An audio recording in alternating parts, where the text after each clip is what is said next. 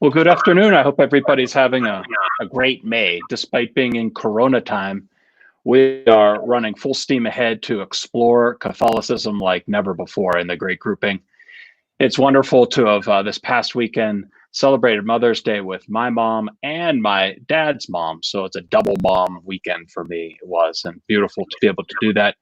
And especially as a priest, they've given me life and I get to give them Christ's life. So it's a beautiful gift to be a priest. And I'm so glad that you've joined me today as we talk about giving life through charity and especially the corporal works of mercy. And so as we begin this beautiful exploring Catholicism in this time of May, let's just start with a prayer to our Blessed Mother Mary.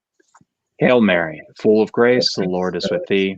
Blessed art thou among women, and blessed is the fruit of thy womb, Jesus. Holy Mary, Mother of God, pray for us sinners, now and at the hour of our death. Amen. We read in the 25th chapter of the Gospel of Matthew, Jesus saying, "Then the king will say to those on his right, 'Come, you are blessed by my Father, inherit the kingdom prepared for you from the foundation of the world. For I was hungry, and you gave me food. I was thirsty, and you gave me drink. A stranger, and you welcomed me. Naked, and you clothed me. You cared for me in prison, and you visited me.'" The church has always seen that one of the great gifts that Jesus Christ brought to us was finding dignity to every human being, despite their net asset worth or whether or not they were being productive in society. It didn't matter what color they were or where they were from. Jesus Christ brought to us the great message of charity, of heroic charity, and of loving our neighbor as we would love ourselves, and even try to get to the point of loving others the way Jesus loved us.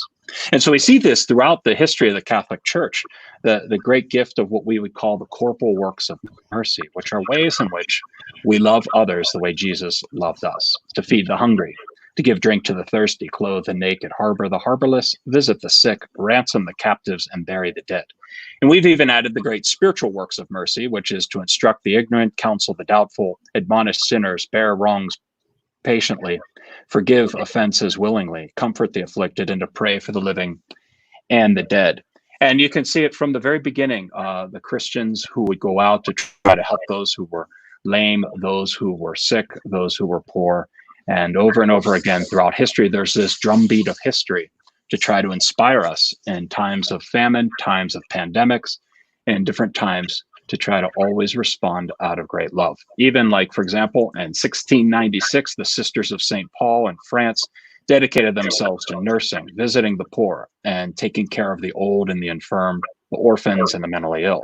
Or even more modern day, like Mother Teresa and the 4,500 missionaries of charity. You know, three people who are kind of on my high list, these are the Hall of Famers of charity, would be like St. Vincent de Paul. He's called the Apostle of Charity. And, he has great phrases like, "Go to the poor and you will find God." We should spend as much time in thanking God for his benefits as we do in asking him for them. Or as he would also say, make it a practice to judge persons and things in the most favorable light at all times and all circumstances. So this French saint who died in 1660 started a wave of charity, which we still experience today in the groups called St. Vincent de Paul and the Ladies of Charity. And there was also one of my favorites, Saint Damien Molokai, who went to Hawaii. You may think, oh, that'd be a great place to do charity. Well, he went there when there was an island that was a leprosy island. And so he died there in 1889 taking care of lepers. And as he would say, turn all your thoughts and aspirations to heaven. Work hard to secure yourself a place in heaven. And then he said, I make myself a leper with the lepers to gain all for Jesus Christ. And all that he was able to do as a priest. And he says, without the Blessed Sacrament, a position like mine would be intolerable. And that's the key to Christian charity is, yes, absolutely, we want to help everybody we can with food, with clothing, but we do that united to the sacrificial love of Jesus Christ. And that's one of the great gifts that we have in exploring Catholicism. And one of the great examples of that is obviously Mother Teresa of Calcutta. She would say, never worry about numbers. Help one person at a time, and always start with the person nearest to you. I hope today, as I get to invite a special guest on our program, that you also will be inspired by the great saints of the past and by the saintly work that our great grouping is doing to help those who are most in need during Corona time, especially the person nearest to you. We don't have to go to Africa or to other countries to help people. We can actually help our neighbor. We can actually help our own community, our own church, or our own family. And as Mother Teresa said, charity isn't about pity, it is about love. And if I had to summarize a word for this person who we were going to bring in to help us explore the corporal works of mercy and the charity that we're currently doing during Corona time, passionate love for others would be exactly her job description. So we please welcome on the program today, Cindy Deschaine. Cindy is coming to us. Cindy, where are you? I am in my office at Good Samaritan in Ambridge. Cindy, you can see in her background, she has lots of crosses. And this is because her life is full of wonderful crosses that she gets to carry with others and Jesus Christ. Cindy, tell us a little bit about yourself. Where did you grow up? How many brothers and sisters you have? What was family like in your household? So I am number 4 in a line of 5. I have 4 brothers, only girl. So I was brought up a little bit of a princess by my parents, who like to spoil me and my youngest brother the most. It was fun. We grew up in Cranberry Township as members of St. Ferdinand's Parish, where my mom worked at the church while I was growing up through my high school years. I think, and into my early 20s, she was the parish secretary up there. Growing up was fun. Growing up with 4 brothers I didn't do a lot of girl things. I did a lot of boy things. Cindy, can you hear me now? I can hear you. Thank you. Cindy, I wanted you to talk a little bit about your mom's influence on you. You had to take care of her, also led you into So my mom was a very giving person. Like her whole life, we were always giving. She was always like that epitome of who you get, of giving, of that heart of giving, the face of Jesus to others.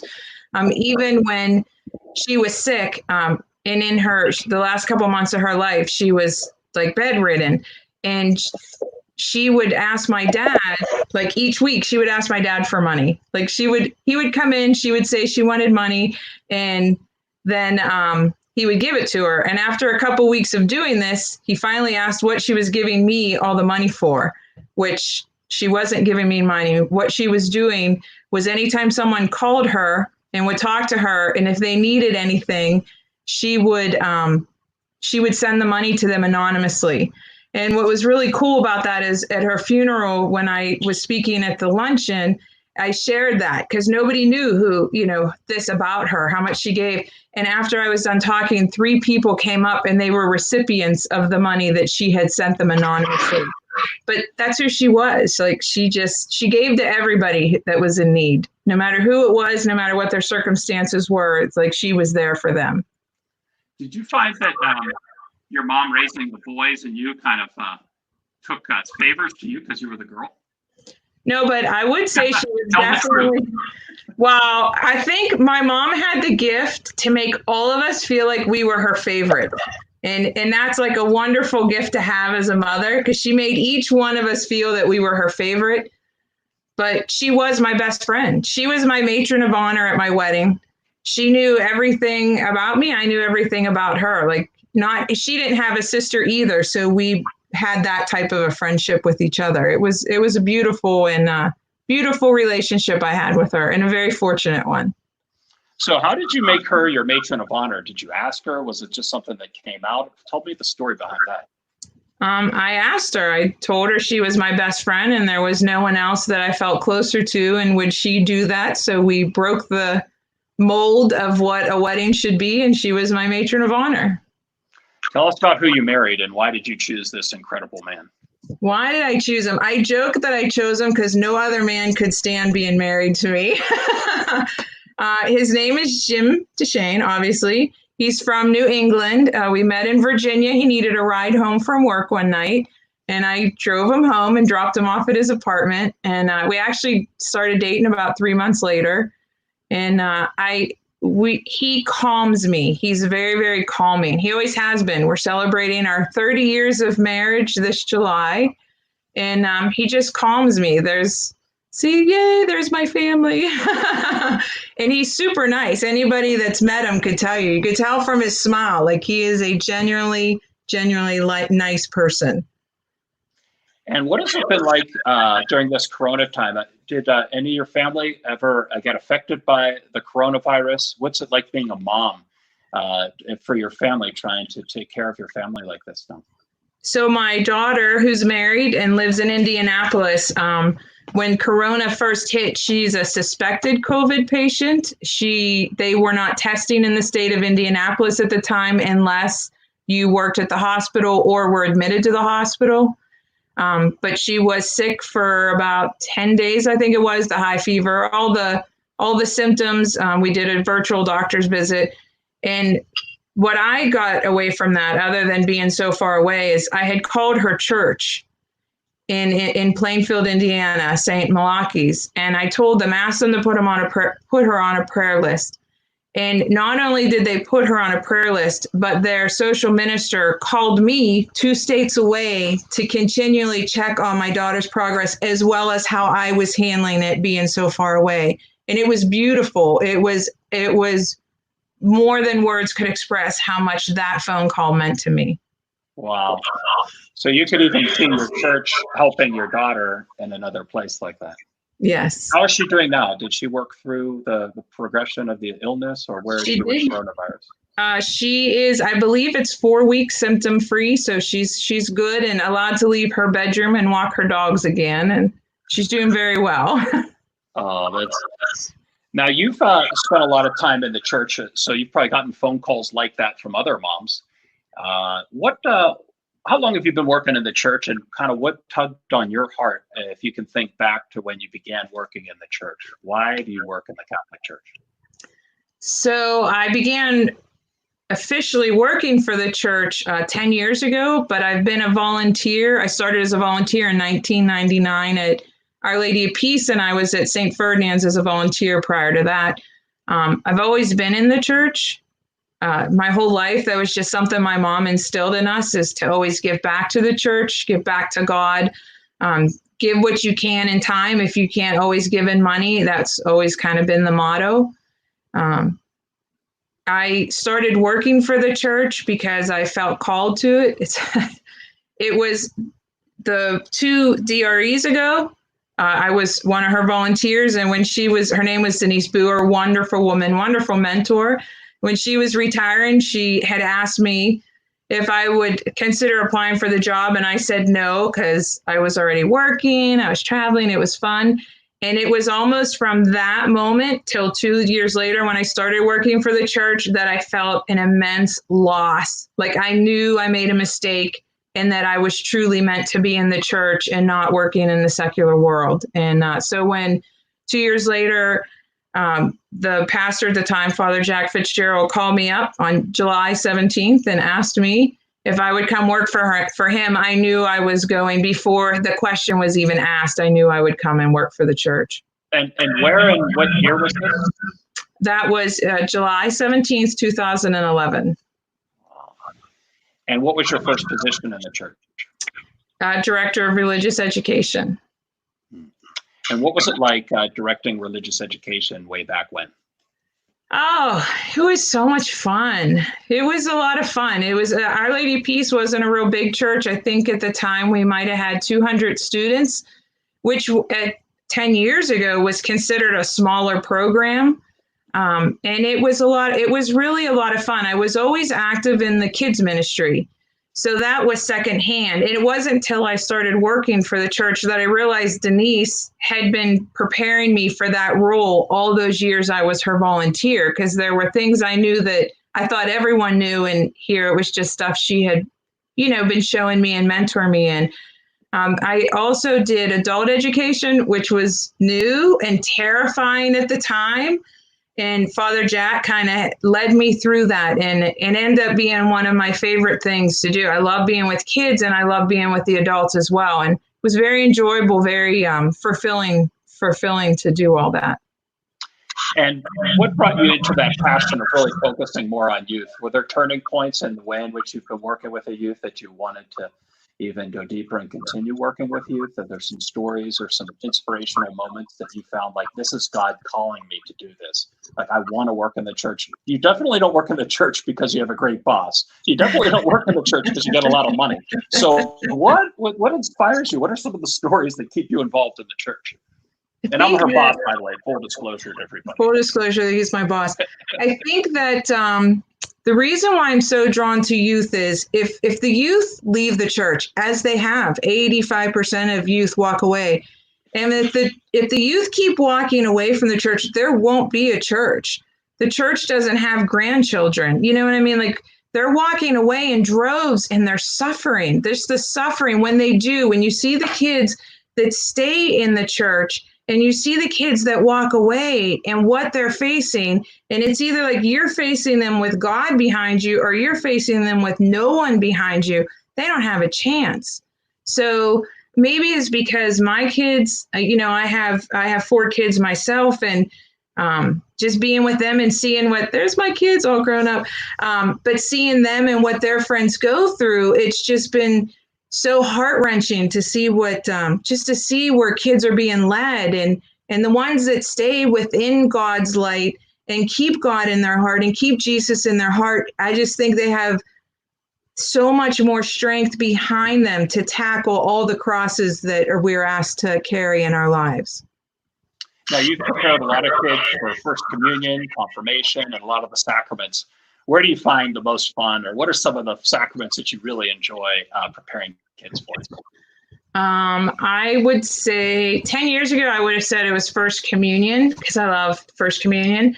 But I'm finding that confirmation preparation, because it's so challenging now, because you're keeping kids who truly are on the edge of either staying in the church or walking away forever. And that challenge to constantly challenge the kids and bring them back.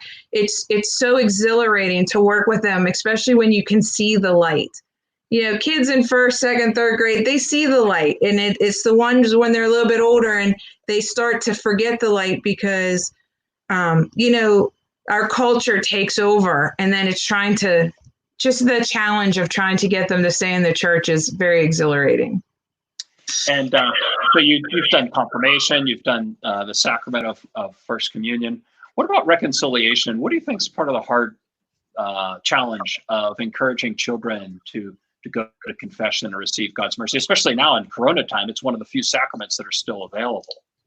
I think the hardest hurdle, the biggest hurdle that we face in teaching reconciliation is parents don't take advantage of that sacrament. And we teach the kids, and the kids are so excited and they want to go and get that clean soul. But if the parents don't understand that and understand the graces they get from it, the only time children will receive the sacrament is through our faith formation programs. So I just don't think the parents understand the true graces that are received in that sacrament. And it's always kind of swept under the rug. This is just something you have to do. This is something you have to do to get to communion, So I think that's the biggest challenge. So now, about 18 months ago, we formed a grouping with Saints John and Paul, Our Lady of Peace, St. John the Baptist, and Good Samaritan. We call it Great Grouping. What are some of the adjustments you've seen in terms of the youth formation and working in the Great Grouping with youth from before Great Grouping time until now being a part of this last 18-month faith formation journey? So the benefits of our Great Grouping, which I know it's funny, and we all kind of tongue in cheek, we call ourselves the Great Grouping, but if you understand this, people understand the story, it really is awesome. But one of the benefits for me in the youth program is we have access to so much more in the Valley now than what we didn't have.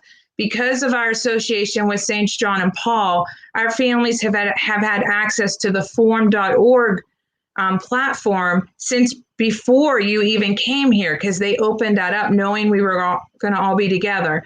And then working as a team, so we have our faith formation team here in the Valley, and then there's a team at John and Paul, and we all work together. So we're giving the same program but we tweak it to our audience, but it's nice having that backup. It's no longer just one of us making the decision. We have a nice team together. So if I have a blind spot, Jason Gualdo, the director of faith formation at John and Paul, he may not have that same blind spot, and we can work out our blind spots to give the best program possible to all of the families in the Great Grouping. So introduce our audience to the structure that we have and who's managing what age group, because I think what's been fascinating how you've been able to find different characters to be able to reach out to some of the different age groups and how engaging that is. So in the Valley, I love my team, my dream team. So we have Rose Curcio, who is an absolute gem, true gift from God to anybody that meets her. Rose is in her 80s. She's a retired school teacher, and she has been a DRE for over 30 years, and she manages the kindergarten through 5th grade level of our faith formation program. And she is the best storyteller, which anybody that has seen her speak before can attest to that. For our infant program, we have Chris Patch. She does our infants and toddlers, and she was a DRE at St. Cecilia's in Rochester for, I think, 19 years, and she came to us a year ago. And then for our middle school and high school, we have Scott Lieb, who used to be at John and Paul, and I was fortunate enough to convince him to come to the Valley and help us with our team. And then I head up the pre-corona time, I headed up the young adult ministry. And up at, pardon me?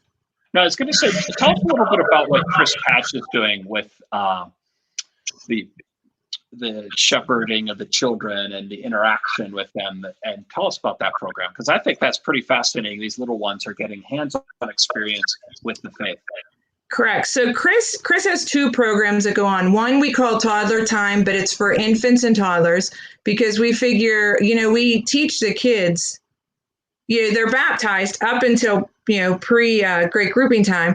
The kids we baptized, we wouldn't see them again until kindergarten or 1st grade. So we were missing out on some really strong formation years, and that's where Chris has come in.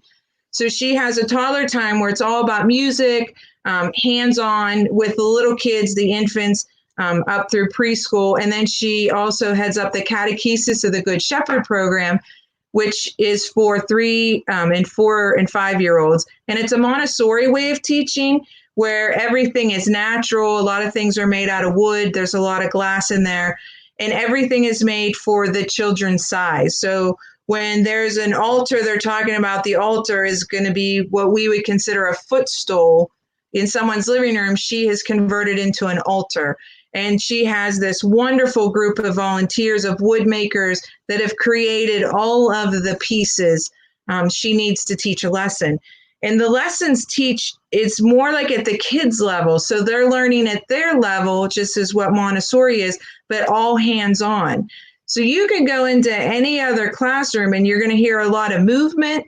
You're going to see a lot, the kids moving around. You go into preschool, 3 and 4-year-olds, show 15 kids in there, and they're whispering, and they're picking up these small pieces and the small people, and they're retelling the stories right from the Bible, but in their language to one another and to the parents. And it's a beautiful, beautiful a way of teaching kids is the Catechesis of the Good Shepherd. And Chris is amazing.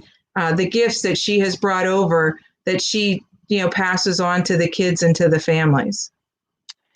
And as they graduate from that program, you've done a lot of work with the middle school students, and as you said, preparing for confirmation. Recently, right before Corona time, we did kind of a beer and appetizer party with parents. What was the studies that you did with the kids before that, the results of them in terms of their belief in God, their belief in the faith, that you wanted to share with the parents? And can you talk a little bit about what you saw in those 8th graders and how you felt like we needed to reach out to the parents to help them with some of these results? Yeah, so 8th grade in our culture, has become graduation from faith formation. And it's so sad because it's really supposed to be a springboard into them doing more in the church and being more active. And it's a time where the children get to say, yes, I believe in this. This is what I believe in. This is what I want to be a part of. and it should be springboarding into something bigger. And instead, kids are shutting down. Just let me graduate and then get out and, get out of town. And they walk away and they don't come back. And I had walked into an Edge night just to talk to the kids about and Edge is what? Oh, I'm sorry. Edge is our middle school faith formation, and it's a very high energy, a lot of small group discussion, big into environment way of talking to the kids. And we say it's on the edge of either staying with God or walking away. So we're trying to pull them our way. And I walked into Edge and I asked the 8th graders to sit, just to sit, instead of going into small groups so I could talk to them. In the groans, because they said, "Oh, is this about confirmation?" So right on the spot, I took a survey of them all and I asked, "Why are you here? Do you believe in God? Do you even want to be confirmed?" And the answers were so heartbreaking because some of the kids are really struggling. For them, self-proclaimed atheists said they don't even believe in God and they're only there because they're forced to. So we called all the parents together to talk to them, to make them aware. And we didn't say what kids said what. We left that up to the parents to talk to their kids, to open the door so they could have conversations with their kids instead of just relying on that stamp. Okay, you graduated. And we tried to explain in detail at our beer and apps night, which was really fun. We tried to explain to the parents how this is more spiritual and it's really not a force thing. And children, and everyone has to understand this, to be confirmed, they have to freely enter the sacrament. We cannot force a sacrament on a child. And that was really the biggest point that I wanted to get across to the parents, is this has to be the child's decision. And we cannot force that. Right. And I would really encourage our audience, if anybody has any questions for Cindy or myself, we would love to respond to them at the end of the program. We'll do that. And as we do a literal pivot, this was Cindy's life for a number of years in the church and in her family. And with Corona times, she's taken this heroic pivot from this youth focus to this other focus. And before we go into that, we have a little video, Cindy, that I wanted to share with a friend of yours who I call the Ambassador of Ambridge. So I hope we can cue this video and watch this and then discuss this pivot from youth to care ministry. Well, Felicia, give us a little background. How did you get connected with Ambridge, and why would some people, there's this great rumor going around, they're like, you are the ambassador of Ambridge. Why would that be the case? I'm not sure at all. I'm not sure. Years ago, back in 2013, I just saw that there was not a lot of communication going on to people who are not in the main circles of Ambridge. So I found a journalist, I found a photographer, and I'm marketing, PR, business. I do a little bit of everything behind the scenes, and put us all together and created Ambridge Connection. So. Well, I think you're doing a fantastic job. You also have, from what I can tell, a lot of experience in defending those who are defenseless. Maybe it's because you play cornerback for the Pittsburgh Passion and have intercepted Ben Roethlisberger, but you seem to come to the aid of those who are most defenseless. And what have you seen in terms of the Catholic Church locally, especially Cindy Deschaine, Good Samaritan, the Great Grouping? How have you seen Cindy's work here and your work with her? I'm smiling huge because the Great Grouping, like I said, I immediately knew who I needed to go and talk to. I knew what business owners I needed to talk to. I knew what people within the school district I needed to talk to, and I knew what church to go to. And I can't even say the Great Grouping because I knew I needed to go to Cindy. So, and Cindy was able to connect me to everybody I needed to be connected to. But Cindy, I can just say that she is such an amazing woman. When it comes down to, I told her, look, there's a problem on with families who are not able to connect to the internet. I need a hub. She didn't even think twice about it. She just said, I'll help. She went to the rest of the church and said, you know what, I'm going to put a call out to the rest of the grouping. Everyone stepped in. I said, I have somebody who can help wipe computers. She goes, we have that taken care of. You are exactly what this world needs. You're exactly what I think a community should be based off of. I think about how horrible, I won't say horrible, but we are in a new norm. We're getting ready to go into a new norm. And it's going to take a long time for people to get out of this behavior that we've been, we now have. We're scared to go outside. We're scared to go to different places. Beaver County being in the red zone still, that's even making it even worse. And it's, I can go into that, but I think about the employees that work at that place. They have to go out into the communities, so if we're still in the red zone, there's a reason why, so we're keeping people in. So that means, how do you get to your food? And guess what? The Great Grouping answered that. They said, we'll bring it to you. We understand that some of you are scared. We understand that there's a pandemic going on. I don't like the way that this virus has turned us, but it also showed me who my heroes are in the community. And I don't know, and I can get emotional, but I don't know all of you. And I want to say thank you, because I don't know how many people are able to get out to go and see what you're doing, but it is so beautiful to watch. Like, I'm at awe every time I come out there, and I'm like, my little part of this helping with computers is nothing compared to what your group was able to do. And you're giving back. I mean, I don't know how many times I've been to the festival that they have a Good Samaritan. I've lost tons of money at times there, but I not loss of dance. I've not lost weight, calories, you name it. I mean, I've done everything. I've ordered food, you name it.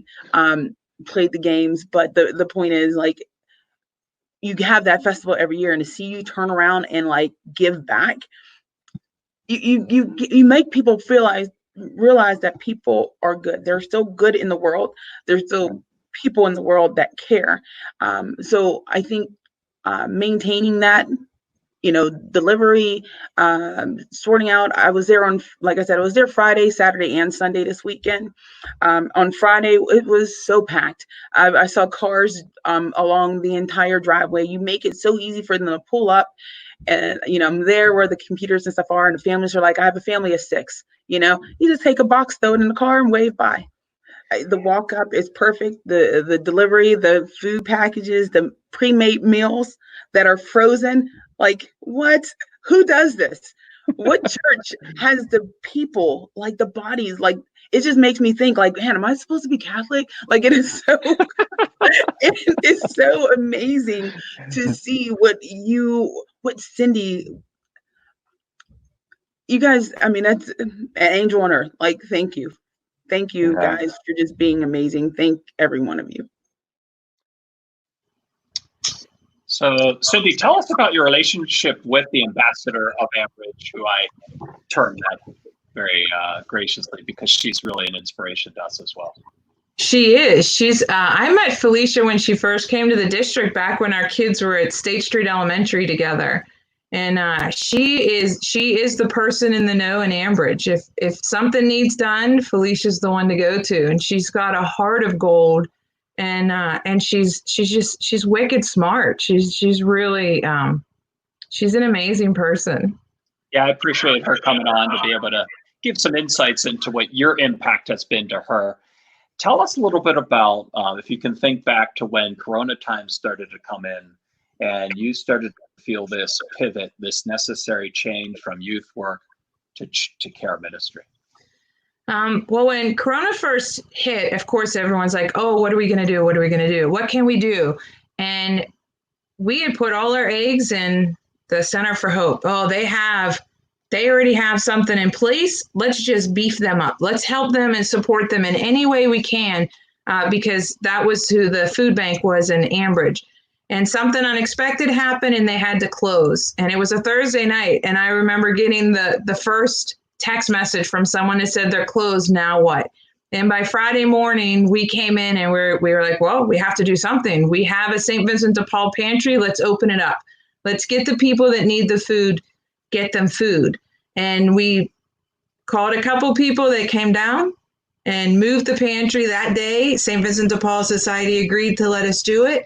And we put out a call for help. And the call for help was so amazing and so fast that within, I think it was by that Monday, we were passing out meals to the lunches to all of the kids in Ambridge. And we started with the boxes. A lot of it was through the connections that Sister Mary Lou Shimshock had. And before we opened up the pantry, she had another sister from her order that used to run a pantry, that did a conference call with us, told us what to look for, what our attitude needed to be, what should we do, what shouldn't we do, and really gave us a nice framework to work with. And that's what we did. And then we just grew from there.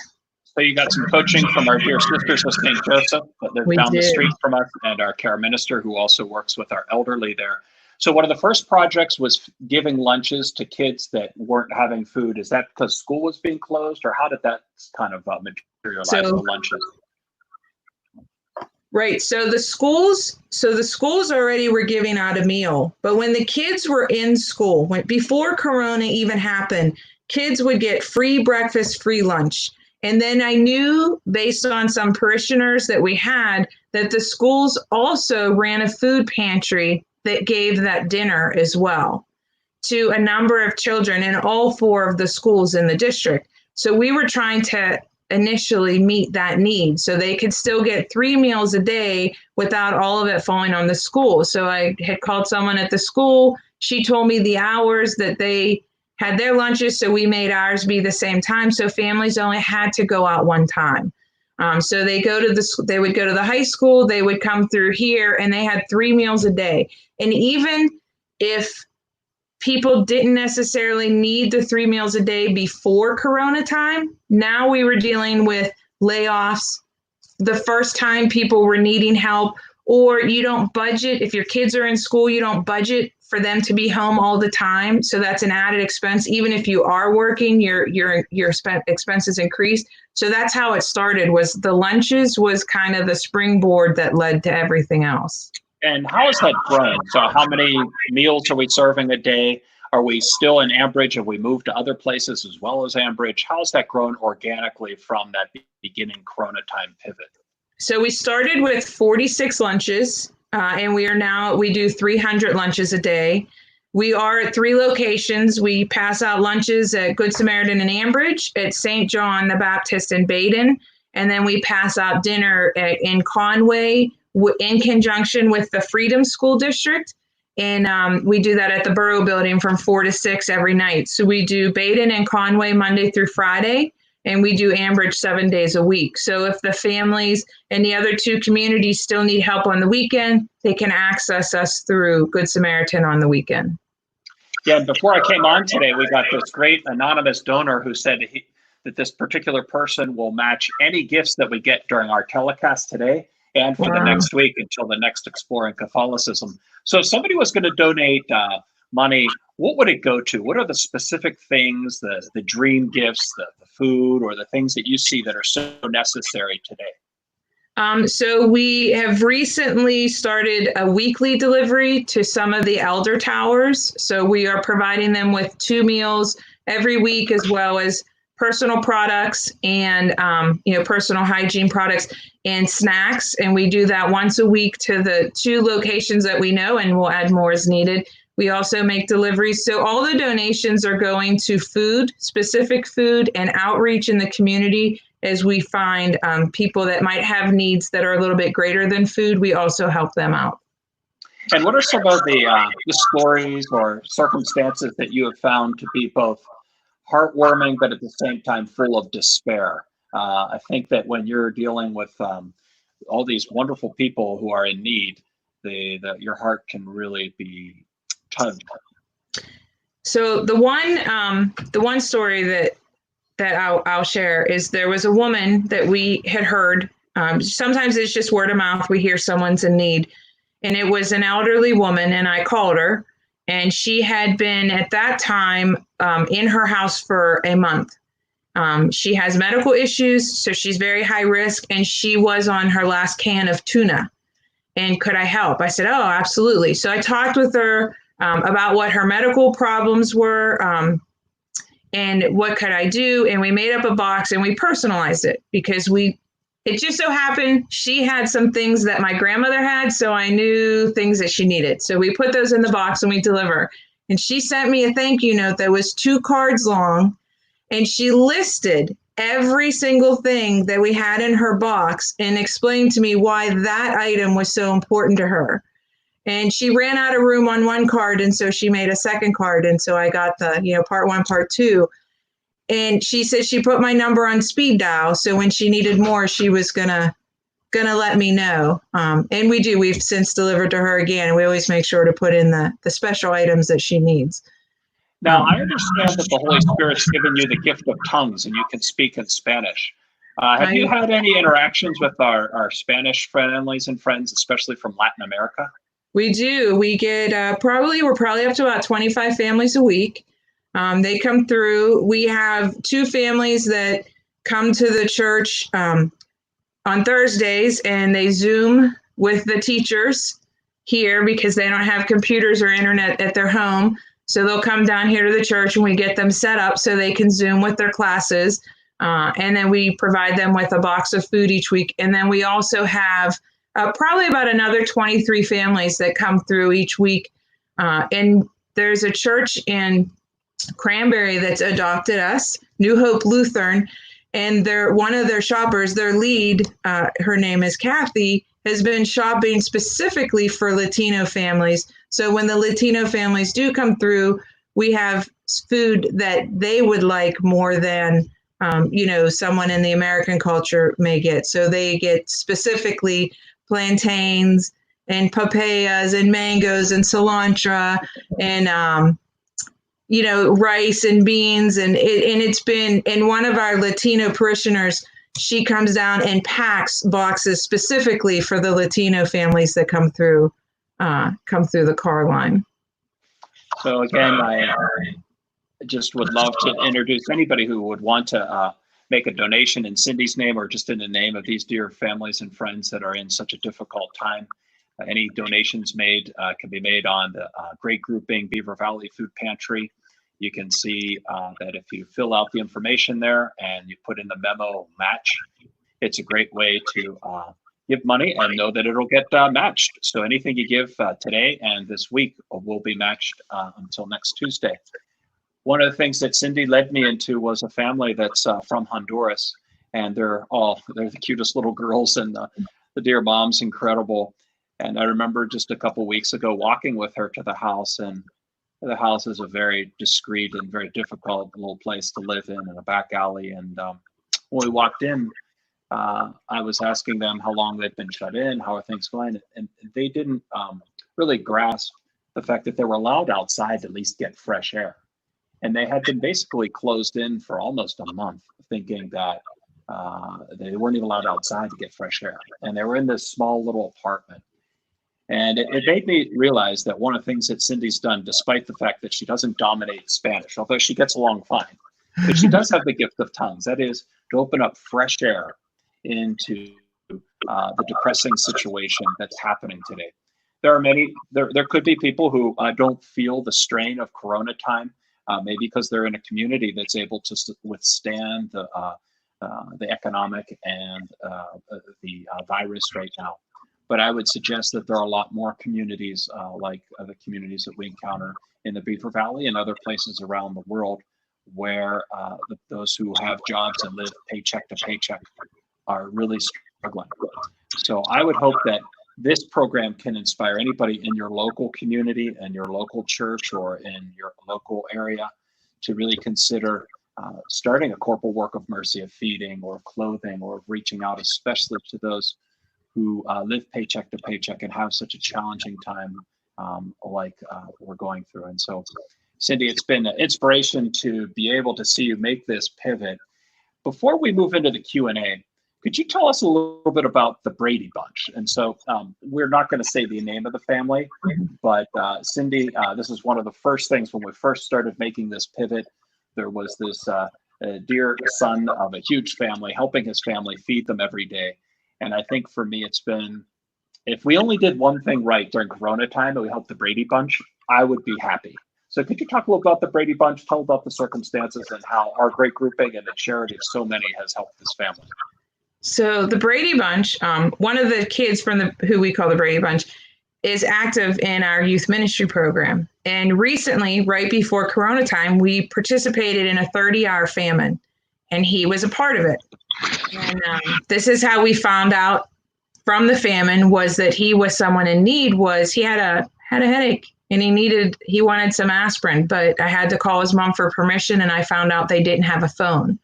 So when Corona hit and we knew we were going to be doing stuff, we wanted that access to him. So we invited him down to help us pass out lunches and move the food pantry down into our Jericho Hall. And he came and he helped us get it set up. He gave us some pointers on how to reach people here in Ambridge, and he was helping us pass out meals every day. And at the end of the day, we would take the leftovers for his family. There are 7 children living in the home, as well as his mom and his dad. So every day we made sure we were taking food up for them. We got them boxes to get them through Corona time. And the more we did that, we found out there was more of a need than just food. And not in any way, shape, or form has the family asked us. It was things we learned just from administering to their immediate needs. We found out there was more. And that's when we put out the call for help. We knew there was more. We knew we had to do more. And the people of the Great Grouping stepped forward in droves and helped us. So we are addressing the immediate needs they need. The family is a beautiful family, the most well-mannered kids I've ever encountered. And I've encountered a lot of kids in my life. And they're just so appreciative of all the help that we've been able to do for them. And some of the basic things was like laundry services. Was there like a tree that went through the roof? What were some of the things that you found as we started to get to know them that they were in need of? So a tree came through the roof, and they had done a home patch on it. And we found out that during heavy rain, they actually had an active waterfall in the living room from that initial roof. They did not have a working stove. I cannot imagine how hard that must have been to cook for 9 people without a stove. They do have a stove now. They didn't have a wash machine. They have a wash machine now. The roof is getting fixed. Hopefully it will be fixed soon. And we have a contractor. We just have to finish the paperwork on that. And it is, it's amazing. And it's amazing how loving they are to each other and to us. I agree. And I think that it's been great to team up with our 4 parishes to be able to help the most vulnerable in our community and to be able to bolster that. And I think that it was a high school student who kind of started this whole charity run with his family, and he's been stewarding that.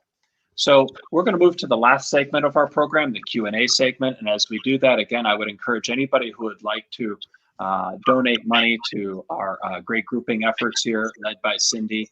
And during this Corona time, to be able to help families in need, to be able to help feed, and to be able to clothe. And, just the other day, some of our Latinos came in and we got donations of little baby clothing. And so we set up a little store for them. They're trying it on, put the little booties on and all that stuff. So that was really a cool thing to do.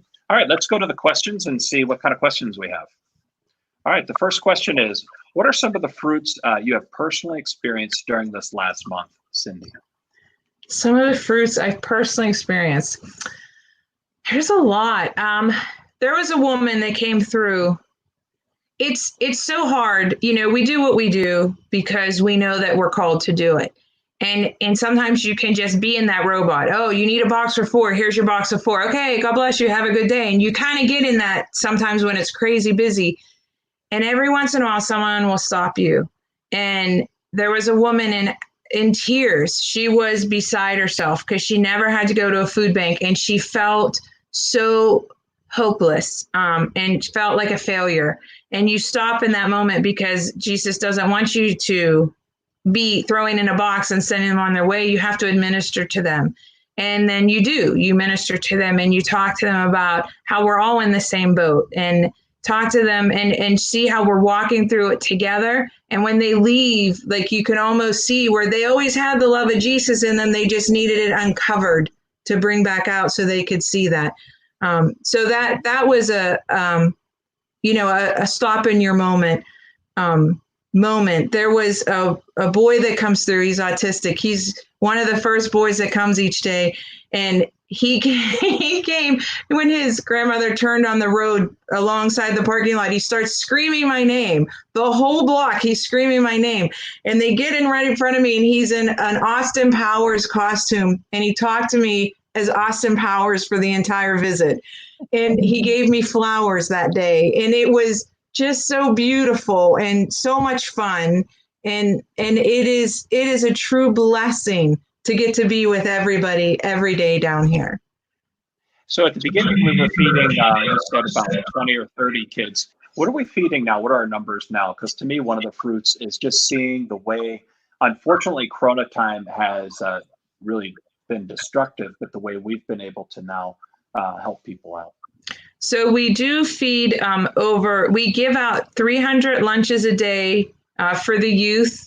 Although we give the lunches to anybody that asks, but we give out 300 a day, and we're probably giving out, if we had to guess, we were trying to guess this morning, I would say 150 to 200 boxes per family a week that we're giving the boxes to. Boxes have about a week's worth of non-perishable, and we're also giving out 250 half gallons of milk a week. We do 150 loaves of bread and 70 dozen of eggs a week, as well as 275 hot meals on Wednesday, and I think it's 150 frozen meals on Friday. And that is at 3 different locations. And what are the times and places for those who perhaps are in need or would like to volunteer to jump in? So everything, most of Good Samaritan at this time runs from 10:30 to 1 in the day. As people go back to work, if we need to adjust times to meet those, we will adjust times. But Good Samaritan is 10:30 to 1. St. John the Baptist is 11 to 12, and Our Lady of Peace is 4 to 6. We try to deliver during the day, and we have delivered at night if there's a special circumstance. We do our runs to Conway Towers and Green Diamond in those time perimeters on Mondays and Fridays. And we deliver to anybody that needs it. They just need to go to the Great Grouping website, and there's a call for help where they could either volunteer to help, which our volunteer list is over 200 people now, or they can request help, and then they'll get a phone call, and we will minister to people in any way that they need. That's real fruits. I love it. All right. Do we have any more questions out there? All right. Do you see yourself integrating the outreach efforts into your faith formation department? That's a great question, Cindy. You've done all this youth work and now you've pivoted. What are we going to do post-Corona time? Do you see any connections there? Bridges, as Ambridge is the city of bridges type of thing? That's true. I don't think we'll ever fully be out of outreach anymore. Because even post-Corona, I think there's still going to be needs. I think this opened up the, even just with the elderly population alone, what we should be doing for them even post-Corona. So I can see us definitely integrating some of our outreach efforts past Corona time. Yeah, and I think it's interesting that it was a high school student that helped us as well be inspired. So really one of the great gifts is allowing the kids to do this. Speaking of which, didn't you already do like a 30-hour famine? It wasn't almost like you were training these kids already? That's what it was. Yeah, we do a 30-hour famine every year. There we are at the end of the weekend. All passed out. That's fantastic. So what's the 30-hour famine? The 30-hour famine, we raised, I don't remember. We raised over $6,000. I think it was more than that. Right. We raised a lot of money for the 30-hour famine. We do that every year. We bring the kids on campus and we starve them. We get more kids to that than any other time of the year. Come, spend the weekend with me. I'm not going to feed you, but come anyway. And they do. And we play and we learn a lot and we pray a lot, and it's a wonderful weekend. Yeah, it was like the training ground. It's incredible to see how when you train the kids like that and to be more receptive to the suffering when they've suffered it for a weekend. I didn't help the cause because at Mass, I would tell them I'd go out to get a milkshake and a hamburger, but they went 30 hours. It's 30 hours they don't eat. Is that how it works? Right. So you go 30 hours without eating. They are asked to start at the Saturday morning at home. It starts, I think, at 5 a.m. When we don't eat again until Sunday at 1 o'clock. That's great. Okay, I think we have a final question here before we conclude. Do we still need volunteers, and what to do what? So if they go to the website, we have a great volunteer sign up called signup.com, and the link is on our website, and it lists every position that we're looking for volunteers, exactly what's required of them, because we have some that require heavy lifting, some are directly working with the public, and some are in the pantry or working in the kitchen where there's no contact with the public, because not everybody feels comfortable being on street view working directly with the people coming through the line. So everyone has a choice on where they would like to work, but they just sign up. They put in their email address and they'll get an email reminder when it's their time. They do not have to belong to the Great Grouping to sign up. We have people in the community that sign up to work as well. This is a community-based operation. I mean, it's out of our church supports it, but we welcome help from the community, just like we have so many different community members that donate food to it as well. And what's like the prize position? What do people really like to do? Where do you see the most enthusiasm or joy or just connecting? Well, it depends. If you're a people person, like some people, then you want to be handing out those lunches because you get to talk to the kids, you get to meet the different people that, that come through every day and form real relationship with them. And it really gives you that opportunity. Some people love organizing and they don't want to be on front lines, so they take the food pantry. It's a little bit of it can be crazy down there some days, as you know, last week when we forced you down there. And and then some days it's like an easy, just an easy sorting food and making boxes. So it depends on what people are most comfortable doing. Yeah, it was really cool. At the last week I was down in Ambridge, and all of a sudden this Amazon truck shows up with, 40 or 50 boxes. And it dawned on me that what Cindy had done is put her wish list online so people could go on and find a dream list of things and that was brought forth. So we thank you all for the tremendous amount of outpouring of charity and love that you're showing. I love thinking about what Mother Teresa says. She says, if you can't feed 100 people, just feed one. And that one now has multiplied to thousands. And she says, charity isn't about pity, it's about love. And I really appreciate, Cindy, how you have taken this pivot during this tremendous time of a pandemic to be able to reach out to our community and to really live out Jesus' teaching of love one another. We are at the end of our program. I just wanted to put a little note out to everybody. Next week's program, Tuesday at 2, I'll be joined by a pitcher from the Major League Baseball. He's my cousin, Dave Phelps. He pitches with the Milwaukee Brewers. He was drafted out of Notre Dame by the Yankees. And coming in to pitch us a little bit of exploring Catholicism through the life of a professional athlete. You could see it kind of as a perspective from the mound, so to speak, to be able to explore how our faith and our calls can also go into the professional sports realm, which I'm really looking forward to that next week. So join us at Tuesday next week at 2 o'clock when we explore Catholicism from the pitcher's mound. Cindy, again, I appreciate you joining me and all the work that we're doing. Continue to count on the support and love that I think from all of our people here. And hopefully we'll be able to just offer a lot of donations now as we hopefully we'll get through this program and encourage people to donate and know that there'll be a matching gift for all the work that Cindy is doing. So Cindy, thank you very much. And why don't we just end in prayer? Glory be to the Father, and to the Son, and to the Holy Spirit. As it was in the beginning, is now, and ever shall be, world without end. Amen. God bless you all.